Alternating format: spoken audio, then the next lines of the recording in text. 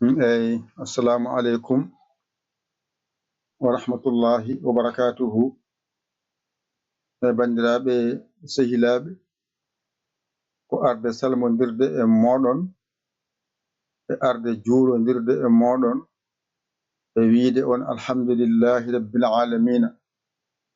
Ko hande woni aadi men mo gadodirnoɗen o wonde eɗen puɗɗo jangde men to banggue ɓe mbinoɓe jiyata bindiɓe, jiyata bindi hay hunde e bindol, walla janguɓe goɗɗoyani e bindol to banggue pular e to banggue alkule qur'an arab. Ko hande wonno aadi mo dokkodirnomi e moɗon. Allah walli en noon en gudditi WhatsApp goto, on rondono en janginde alkule pularɗe. Nde wonno pular ko jangguete hen ko alay sago ko ma ganda limtongo. Goo, sa gayni limto ganda no masirte. On saaha ko masete ko so gasi mbawa rendinde par seeɗa seeɗa, so gasoyi noon mbawa jangude woni nayyi. Ko alkule ɗe mbawata mbasa yawde ɗe kewani, kanƴe fof to ɗe ndendi ko 32 alkulel janguetegal e pular. Ko hen defte ɗe binda, ko hen jangoɓe jangata, anne ƴetoɗa gandaɗe kala hen gotal no wiyete. E nder yontere wotere walla e nder balɗe 10 tawat Allah wallima a watti yiide limtongo, hankkadi a serti e majjere andude alkul no mbiyete. On saaha kadi ƴetta masɗe ɗe nanna ɗum e nder ko masete ko, aɗa holle haqqila feƴƴito, mbatta yiide aɗa windira masa. So ɓooyi kolleɗa no windirte, aɗa winda ha ɓooya mbatta windude, aɗa janga ha ɓooya mbatta jangude, ni foti. Ɗum noon heñare ala hen, ko jam jam jaraton. So waɗama ha gayne ma adde ɗo e nder YouTube he, ko ɗo woni moftirguel ngel haade majjirde yimɓeɓe. Nde wonno waɗa saaha jangina gayna, koye WhatsApp waɗa, WhatsApp o bona, windande nde yaaha, kadi namde taw alaɗoma kadi ma mbatta kadi ne muusi. Wadde wiya wadde kala ko jangina tawde ene woodi wonɓe e YouTube he yiɓe ko jangoɓe, ɓene Facebook yiɓe ko jangoɓe, ɓen nokkuji goɗɗi rendini tan lawol gotol lombe yetto goto kala e moɗon. Taw ene newani goto kala e mon jangude, taw tampinani, lorani, loraki. Hattama dawde, hattama ɗanade, hattama yaade hajuji ma, sabu watta ko jam jam. Njawa wawde, njawa ɗigginde, njawa famde, jokka hajuji ma. Hatta noon sa ari ko jangete kadi qur'ana arab ko ne hewani. Ko woni hen ko jangete hen ko e hewde ko 28 alkulal gasi. Ko ɗum ɗiggi a andi limtongo kañumne, a andi limtongo, a hollama no masirte, a hollama no yonnirte, tan kolɗa jangirte janga ni foti. Jangde sa ɗani kadi ko famminede ha faama.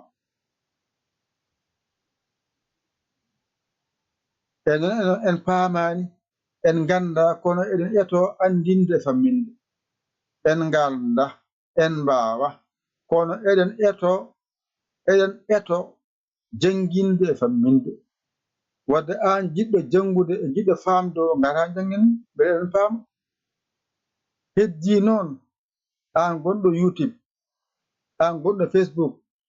an gonɗo banggue goɗɗo, a wiyama ya ar jinga holno jingirta temedde ma 4 gaddata ko aɗa jangire jangde ma tawde a ari a wallede anne hoto ɗawmin e ko Allah rokkuma ton ko a dawi dawol ma walla a liggima lewru ma ha maayi Allah feccima hen hunde ittu hen hunde feccama hen hunde tawde min gaccata haajuji amen min jooɗono on amin gandina on oɗon ganda ha gandon ittono e majjere ha gonton anduɓe janguɓe kadi garam jomin on jarama jokke golle min beltima nannaki famnaki ene hanno jangowo alarba muɗum no woodi alarba no woodi e jangde wadde alarbaji mum ngara on jangi aset on jangi alal on jangi altine on jangi talata on jangi alarba weddi alhamis aljuma gaddon alarbaji moɗon kadi janginowo sostano on anda ɓeeɗo de ko arɓe wallodirede no kollira yidde mabɓe ko baɗe watte ko so tawi janginowo mo o andama o anda aɗa janga o andirtuma ko e jungo ma yettoma salam cheron ɗum woni kaari jangowo o anduma o winda indema o andima sasa ko e jungo ma ne ara makko teskoma ɗa ko ande ɗa o teskoma ɗa wattama haqqille on saha kankone ko jiji gandal ko e labderago ngu keɓa hen kono sa hollimo ƴoyre kolla ko an ɓuuri ƴoƴde aɗa janguira ƴoyre aɗa janga aɗa yanna ko jangata ko omo andi ko woni toon jangoɓe o tappi tan o hollamo jangoɓe jangani nden noon onon jangoɓeɓe ko jangguinowo ari haaldude e moɗon onon jangoɓe mbimi ala suka ala mawɗo ala debbo ala gorko jiɗɗo tan wiya an jiɗɗo o noon oto ndewata ha gara jettoɗa min mi holluma lawol to ndewata ha gara jettoɗa e galle he e golle he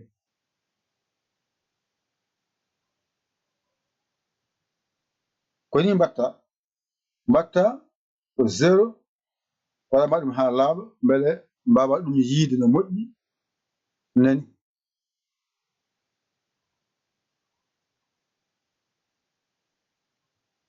ni mbatta sa waɗi tan 00 221 77 906 14 81 ɗum ɗo woni numéro ko ɗo mbatta ballal ma ngal on saha mbaɗa ya oɗo li mbatta so Orange Money so Wave so Western Union so MoneyGram so Ria mbaɗa hen 400 ay mbaɗa hen 400 ngara jangen to yiɗɗa ko jangude Pular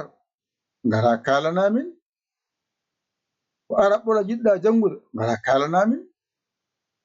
to jiɗano ko ɗiɗɗi fo law gotol Arab o e Pular jangata wadde mbatta ko 800 keɓa ɗiɗi fo law gotol naata e juulal Pular ngal naata e juulal janginoɗo ɓuura Arab ngal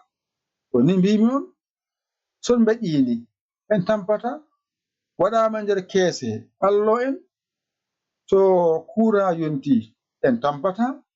so wifi o ari facture yonti en tampata wifi goɗɗo coonata connexion o yonti en tampata portable ɗe kala hen portable waɗate connexion banggue ɗonno courant janfo en waɗe portable he ko jangiɗi ko nangete ko guele journal RFI koma nangue yetto on toon journal radio Fulɓe koma nangue yetto on toon journal Actu Pulaar koma nangue yetto on toon e journal piindi koma nangue ƴetto on toon e darsuji goɗɗi nanguitteɗi ma nangue yetto on toon cibi jam jam en e gueɗe goɗɗe en kañum kadi piɗal nangue en koma nanguite yetto on toon e gueɗe goɗɗe ɗon jiiɗi e weehe ene yetto on toon so nanguitaka a nanggani mi nanggani o en nanggani hol nangowo yimɓe hewɓe ene noddami ceerno Yaya mbaka an woni radio RFI mi wonani toon de mi ala radio RFI mi ala radio piindi mi ala acti pular mi ala radio fulɓe mi ala hay nokku ko galle gonmi heddino mbeɗa nanguito laaɓa cer yetto on waɗe audio fewne tablo yettol naata dental diine yimɓe wonɓe toon ɓe ngara mballa on kestono on nawano on keroɗon naftorɗon ko ballata mum ɗo wona goɗɗum ɗum noon so tawi eɗen jiiɗi wallodirde e ɗum en ballat walloɓe en ballat walloɓe wallat ma ballene balla ko saabi a jaram min beltima jokke golle min beltima jokkata golle eyi nanɗon kono kollama lawol jiɗɗo o wiya jiɗɗo janngude o kaldanmi mi hollima numéro mo mbatta o mbawa arde dural ngal nantoon ene yeewi ala audioji ala vidéoji ko jangne ɗe tan lombete toon ngara janga sa wawi ko an jeeyi mbawka minen min jogui somin pini min gadda ɗemɗe amen e juuɗe amen ɗum min jogitini on ɗemgal min kaala onon jogiɗon ko heɗade e darde ɗiɗi minen ko haalde e windude ɗum jogui onon ko darde somin binda daaron somin kaala keɗoɗon ni foti somin binda ni amin binda amin kaala amin binda somin kaala heeɗo somin binda ƴeew a ƴeewi a yi a faami anne ngara ñemtina anne binda ko bindunomi ko ngara kaala ko kalnomi ko aɗa yaddi anne gonta bindowo kaalowo janngo e jaam minne mi yalta ɗon anne garta gonta bindowo kaalowo mo janginta o wontanma jiyowo keɗotoɗo ni foti ɗum noon wadde so tawi eɗen ballodira ene kaldata gongaji ɗi en jahata ala gonɗo ɗo mo anda gonga ala gonɗo ɗo mo anda gonga gonga ko Allah jeeyi gonga yimɓe so ndendi hunde yoɓe gandu kamɓe ndendi hunde nde minen min keedini on banggue on jiiɗo min keediɗo onon kadi onon jogiiɗo mbawɗon heedande min heedere min ɗon lewru ha lewru ma e ceerno donkana ceerno ma temenne mbiya ka jiɗɗo ceerno ma o wona ko ma ceerno ma ara ene ñaagoma ene wallinoma hersinima e ceerno anda ñaagade anda wallinade andi ko addanede teddungal ƴetta teddungal tan mbiyama ceerno jagguɗo waltoro haajuji ma kono ceerno jooɗo ha wima wallam ɗo e paas wallam ɗo en bottari wallam ɗo e kaccari hersinima ceerno wallete taw haalani jinggande taw haalani so haajuji julde yonti ko ene juula taske en korka en haarane en mawlude en daaka en ɗe fof gueɗe men ɗe ndemɗen on cabbataka hawo mo ara ñaago on paas mo ñaago on ballal onon gandata koye mon gandon nde ko ñalawmaji moƴƴi garen ndenden ballenmo taw hay ɓottinani ƴetten juuɗe men e posuji men nuldenmo less o heɓa o wawa rendinde ɗum o soodoya hen layya makko walla o soodoya heen haajuji makko walla waɗa heen haaju makko ɗo lesto omo golla haajuji makko omo deeɗi o waawa arde jannginde en haa mbaawi janngude ko so tawi goto fof noon jaggi kala muɗum kadi wi ko janngo kadi nder min jannginoɓe ɗum saabi jannginoɓe heewɓe ndogi jannginoɓe heewɓe ndogi gacci jangde e jannginde ko saabi ɗum a jooɗoto e galle aɗa janngina jamma e ñalawma ɓe janginataɓe jaha haajuji men e haajuji men keɓa kalmumen mbaɗa e posuji men sa jangginani ɓe ngara ɓe jennuma ɓe mbiya ceerno ke fof ko jannginde eyi ceerno fof jangi wallede ceerno foti ko jannginde wadde ceerno foti ko wallede no jangginiri o dawani o hirndaki omo jooɗi ñokkel gootel wendogo o jooɗo o ƴetta baydaji makko o huufa o janngina ɓe so wi yoɓe jeeyaɓe jeeloyo jennoma mbiyama pour que woy sa yo mo ƴetti almoɓe o yelnoyaɓe ayi kadi an fonno itte jawdi ma dokkama o wara e haajuji makko arani wayata sukaɓe janngoɓe ko safrateɓe ko ñaamoɓe ko ñamminteɓe ko safrateɓe ko ñamminteɓe ko waaloɓe nokkuɗo leli ɓe fof no ballaka no wayata ɗum saaboto saaha saaha fof ɓerɗe kuɓɓa ko yimɓe no men ni ko yimɓe no men ni ko joom ɓerɗe ko huɓɓoje so huɓɓi tan yala muɗum ceeɗani yomo accu ɗum yaajuma onono garan ballamo haɗa seeɗa nde funtamo nawma ceeɗani ko gaño makko yima an watta ko ɗum an jangde jaaha gabboɗa ɓe ayi o funtuma an jannginowo gatta jangde jaaha gabboɗa to kadi ɗum no wadde onon jiiɗi janngude ɓe son bestinima ha jannguɓe fof gasi ha laaɓi seeɗa hol janngo e mum o janngowo on bestinima jannginoɓe ɓe on perti jannginoɓe ɓe hol jannginowo nafa ko punton jannginoɓe ɓe dokkoɓe ko weli ɓe ko ɓe jooɗo ɓe janngina ɓesguji men ɗi ɓesguji men ɗi ko janngoje kamɓe kamɓe keɓɓito jangde jokka ko so tawi jannginoɓe fof maayi yo Allah dani mayga joni mbiyano jannginoɓe fof jeeyi laabi men maayi ko maayete so maayi jeeyi gacci ɗon gandal ngal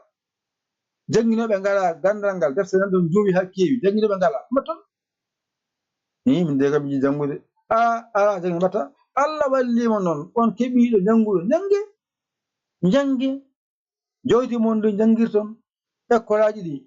on joɓa hen on janngoya en jarani on Qur'ana ko haala Allah ɗon ko on jaara jokke golle won ɗon min ngala hen de min ngala hen Qur'ana ɓuri teddude kala hunde teddine mawninee ɗum dokke hurum jannginoɓe ɓe balleɓe jinganeɓe ɓe mbawa wonde ɗon ɓe janngina ɓesguji men ɗi ɗum ko gonga Allah mo furtatako Qur'an woni dow on noon daride janggima ko woni dow anne aɗa dow aɗa liggoyo ƴettu ko mbawɗa ko tottama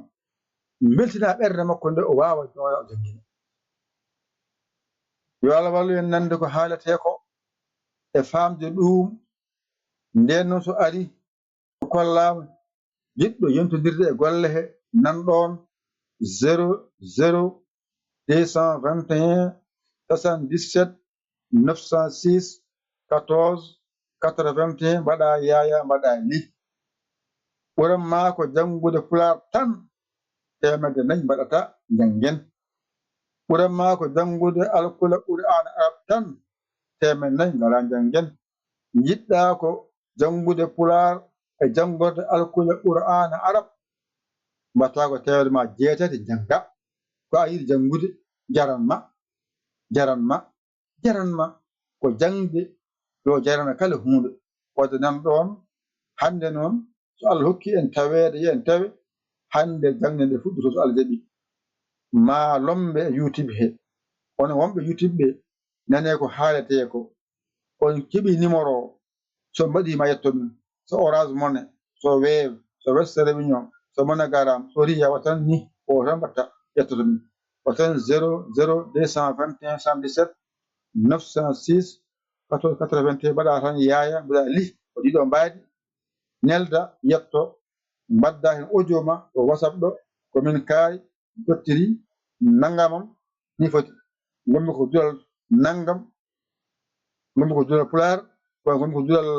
arab ko gonmi ko ɗiɗi fof kaala gonɗa mi anda winda ni foti yo Allah wallu en nande e famde e jabde e gollude ɗum kañum arde haalande on ɗum ko ɗo woni galle men ɗo woni golle men ɗo woni galle men ɗo woni golle men golɗe noon so jiiɗi ɗe jokka ko ni jokkirto ko so gofi on jaarama jokke golle mi beltima jokkata golle ɗe yo hokku en nande famde o ko musidɗo mon giɗo mon saabu Allah Yaya Ly ko Sénégal alhamdulillahi rabbil alamina on jarama wa salam